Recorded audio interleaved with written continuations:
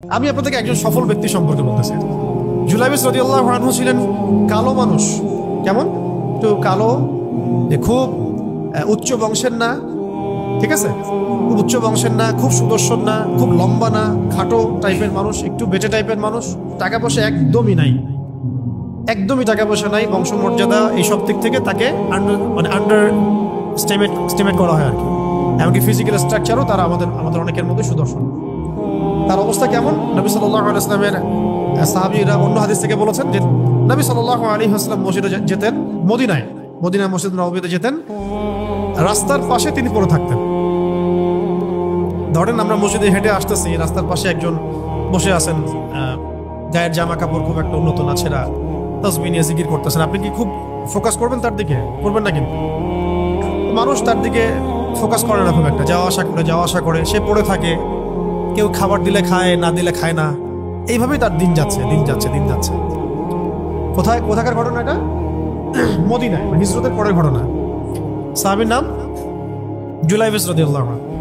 খুব উচ্চ বংশের না, অর্থবিত্ত নাই। বারবার বলছি, আমি রিপিট করতেছি কেন? বিকজ এটা আপনাদের সাথে অনেক মানে সাইকোলজিক্যালি মিলবে বিষয়টা অনেকের সাথেই, এবং এটা আমাদের খুব ভালো করে জানাও দরকার আছে। একদিন নবী সাল্লাল্লাহু আলাইহি ওয়াসাল্লাম তাকে বললেন যাওয়ার সময়, হে জুলাইবিস, তুমি কি বিয়ে করবা? প্রশ্নটা কি? খুব মজার আলোচনা না এটা আমাদের কাছে, অনেকের কাছেই। হে জুলাইবিস, তুমি কি বিয়ে করবা না? প্রশ্নটা এরকম ছিল, হে জুলাইবিস, তুমি কি বিয়ে করবা না? উনি তো আকাশ থেকে পড়লেন, ইয়া রাসূলুল্লাহ, আমাকে কে বিয়ে করবে? আমার না আছে চেহারা সুরত, না আছে আমার বংশমর্যাদা, না অর্থবিত্ত, আমি কিভাবে বিয়ে করবো? কে মেয়ে দিবে আমাকে? কে আমাকে মেয়ে দিবে? তো ওদিন নবী সাল্লাল্লাহু আলাইহি ওয়াসাল্লাম চলে গেলেন, কিছু বললেন না। পরের দিন আবার বললেন, ইয়া জুলাইবিস, আলা তাতাযাওয়াজ, তুমি কি বিয়ে করবা না? একই উত্তর, ইয়া রাসূলুল্লাহ, আপনি গতকালকে এক কথা বললেন, আবার বলতেছেন বিয়ে করবেন, আমাকে কে বিয়ে করবে? তৃতীয় দিন নবী সাল্লাল্লাহু আলাইহি ওয়াসাল্লাম আবার বললেন, আলা তাতাযাওয়াজ ইয়া জুলাইবিস, তুমি কি বিয়ে করবে না হে জুলাইবিস? তিনি এবার বলছেন, আপনি কি আমার সাথে রসিকতা করতেছেন? আমাকে কে বিয়ে করবে? তো নবী সাল্লাল্লাহু আলাইহি ওয়াসাল্লাম বললেন যে অমুক আনসারী সাহাবীর বাসায় যাও। অমুক আনসারী সাহাবীর বাসায়। আনসারী সাহাবী কারা? যারা মুহাজির সাহাবীদেরকে আশ্রয় দিয়েছেন। অমুক আনসারী সাহাবীর বাসায় যাও, সেখানে একজন বিবাহযোগ্য নারী আছে, মেয়ে আছে, তাকে গিয়ে বলো যে আমি রাসূল সাল্লাল্লাহু আলাইহি ওয়াসাল্লামের পক্ষ থেকে আমার বিয়ের প্রস্তাব নিয়ে আসছি। তিনি গেলেন, যাওয়ার পরে বললেন যে আমাকে প্রস্তাব সহ পাঠানো হয়েছে। মেয়ের বাবা আর মায়ের রিয়াকশন ছিল অনেকটা সাধারণত যা হয় তেমন আর কি। তুমি বিয়ের প্রস্তাব নিয়ে আসছো, তুমি কি খাওয়াবা মেয়েকে? কোথায় রাখবা? তোমার তো নিজের কোনো থাকার জায়গা নেই। প্রশ্ন কিন্তু যৌক্তিকই। আমি মেয়ের তো বাবা, আমিও তো এই প্রশ্নই করবো নাকি? প্রশ্ন করবেন না? আপনার মেয়ে থাকলে এভাবে প্রশ্ন করবেন তো আপনি। তারাও সেই প্রশ্ন করলেন, এমনকি এক পর্যায়ে রিফিউজ করে দেওয়া হলো, না এটা পসিবল। এই কথাগুলো, কনভারসেশনগুলো ভিতর থেকে শুনছিলেন সেই মেয়ে নিজেই, আনসারী সাহাবী, মদিনার আনসারী মেয়ে।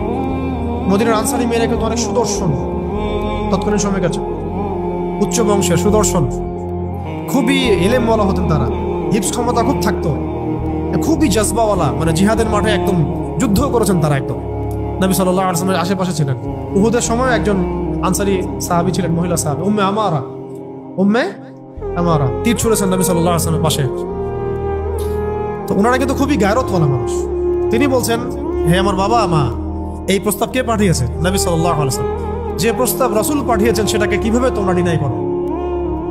আমি জুলাইবিসকে বিয়ে করবো। কে বলছেন এটা?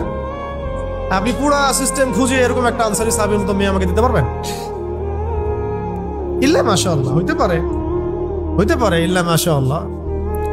তো ওই মেয়ে নারী সাহাবী, তিনি রাজি হলেন। এবার শোনেন, এবার বিয়েও হলো, মাশাআল্লাহ, বাসর হলো, এবং সকালবেলা আওয়াজ হচ্ছে, মদিনার চারপাশে এলান হচ্ছে যে হে মুসলিমরা, সবাই বের হও, ইহুদিদের সাথে যুদ্ধে আমাদেরকে খায়বারে যেতে হবে। ইহুদিদের সাথে যুদ্ধে আমাদেরকে খায়বার আক্রমণ করতে হবে। নবী সাল্লাল্লাহু আলাইহি ওয়াসাল্লাম তোমাদেরকে আদেশ করেছেন। এটা কিন্তু হুদাইবিয়া সন্ধির পরের ঘটনা। আর ইহুদিদের সাথে আমাদের বেশ কয়েকটা যুদ্ধ হয়েছে, বনু কুরাইজার সাথে, বনু কাইনুকার সাথে, বনু নাজিরের সাথে, এবং ফাইনালি খায়বারে এদের সাথে। তো জুলাইবিস রাদিয়াল্লাহু আনহু বের হয়ে গেলেন যুদ্ধের জন্য। এবং খায়বারের যুদ্ধ হলো, খায়বার অবরোধ করা হলো এবং খায়বার যুদ্ধের বিশাল হিস্ট্রি আছে, আপনারা পড়ে নিয়েন, লম্বা কথা।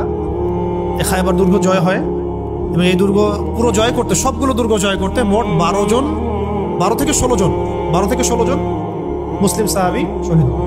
12 থেকে 16 জন বা 18 জনের মতো, এই ফিগার এইটুকুর মতো, 12 থেকে 16 বা 18, এতটুকু এত কম সংখ্যক সাহাবী শহীদ হয়েছে খায়বার যুদ্ধ জয়। আর ইহুদিদের তো বহু ইহুদি মারা গেছে। এবং খায়বার বিজয়ের পরে মুসলিমদের আর্থসামাজিক যে অবস্থা, মানে টাকা পয়সা, ল্যান্ড, গনিমতের মাল প্রচুর বেড়ে গেছে।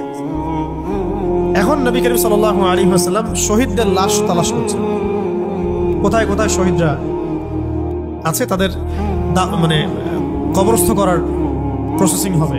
উহুদ যুদ্ধেও তো হয়েছে না, ওই রকমই প্রত্যেকটা যুদ্ধেই তো এটা হতো। লাশগুলো তালাশ করতে করতে করতে করতে করতে একটা কর্নারে গিয়ে তিনি দেখলেন সেখানে জুলাইবিস রাদিয়াল্লাহু আনহুর লাশ পড়ে আছে। কার? জুলাইবিস রাদিয়াল্লাহু আনহুর লাশ পড়ে আছে, যার ব্যাপারে আমি গল্পটা বলছি আর কি। এবং তার গায়ে অসংখ্য তরবারের দাগ, ক্ষতবিক্ষত অবস্থা, এবং তার আশেপাশে মোট 1 2 3 4 5 6 7 8 9 জন ইহুদির লাশ পড়ে আছে। ছোট সাহাবী, বলেছি আকৃতিতে ছোট, খুব উঁচু বংশের না, অর্থ সম্পদ কম, দেখতে সুন্দর না, গতকাল বিয়ে করেছেন, কেউ তাকে বিয়ে দিতে যাচ্ছিল না। তার এক পাশে কয়জন ইহুদির লাশ, তার পাশে মোট 9 জন ইহুদির লাশ পড়ে আছে, মাঝখানে তার লাশ ক্ষতবিক্ষত অবস্থায়। এই অংশটুকু আপনারা পড়ে নিয়েন, পড়লে আরো ভালো ফিল করবেন, একা একা পড়লে আরো ভালো ফিল করবেন। নবী সাল্লাল্লাহু আলাইহি ওয়াসাল্লাম নিজে তার কাছে গেলেন, হাদিসের মধ্যে আসছে, সিরাতের কিতাবের মধ্যে আসছে, নবী সাল্লাল্লাহু আলাইহি ওয়াসাল্লাম নিজে তার কাছে গেলেন, যাওয়ার পরে তার যে মাথা, সেই মাথার পাশে নবী সাল্লাল্লাহু আলাইহি ওয়াসাল্লাম বসলেন। বসার পরে নিজের হাতে জুলাইবিস রাদিয়াল্লাহু আনহুর চেহারা থেকে এরকম করে ধুলাবালিগুলো সরানো, নবী সাল্লাল্লাহু আলাইহি ওয়াসাল্লাম তার গা থেকে রক্তগুলো আমাদের নবী সাল্লাল্লাহু আলাইহি ওয়াসাল্লাম মুছলেন, আদর করলেন, চুলগুলো ঝাড়লেন।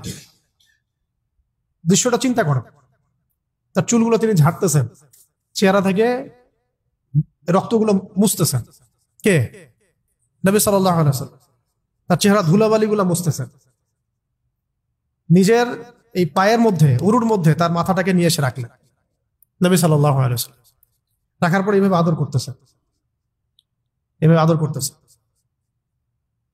আর এরপর উপরের দিকে তাকালেন, তার জন্য তো দোয়া করলেন, উপরের দিকে তাকালেন, তাকে চোখ নামায় নিলেন।